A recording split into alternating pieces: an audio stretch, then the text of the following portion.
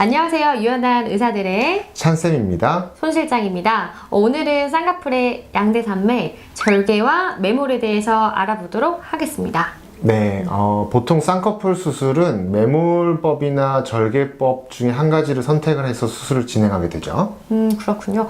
매몰이 어떤 방법인가요, 원장님?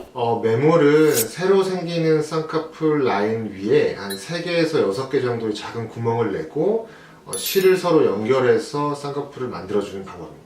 그러면 그 자연유착이라는 방법도 있던데요. 이거는 어떤 거죠?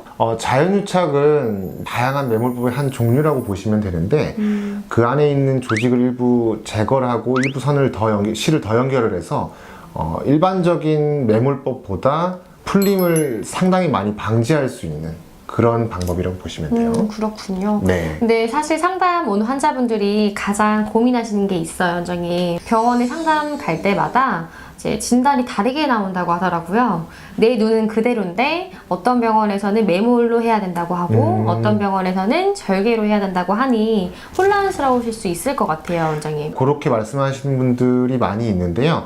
사실은 쌍꺼풀은 매몰로 할 수 없는 눈도 없고 절개로 할 수 없는 눈도 없고 다 가능해요. 가능한데 환자분의 상태나 원하시는 바에 따라서 좀 달라지거든요.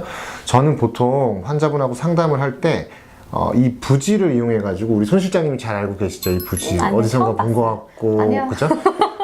이 부지를 이용해서 다양한 쌍꺼풀 라인을 만들어 드리거든요. 높이나 모양을 조절해서 만들어 준 다음에 그렇게 만들어 드린 쌍꺼풀이 눈을 깜빡거리면서 잘 유지가 되고 환자분이 아주 예쁘다고 생각을 하면 저는 자연유착 매몰법을 사용해도 충분히 예쁘게 만들 수 있다고 생각을 해요.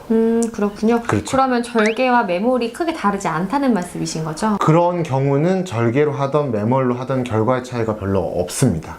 네. 그렇군요. 네네네. 그러면 원장님 말씀은 이제 상태에 따라서 그리고 환자의 취향에 따라서 자유롭게 진단이 가능하다는 말씀이신 거죠? 그렇죠. 바로 그 얘기고 이제 라인을 잡았을 때 환자분께서 피부가 좀 처져 있는 것 같습니다. 아니면 뭐 지방을 좀 제거했으면 좋겠습니다. 아니면 인라인, 아웃라인을 좀 많이 바꿨으면 좋겠습니다. 이런 말씀하시면 그때는 조금 더 조작을 할 수 있는 절개 방법을 사용을 하는 거죠.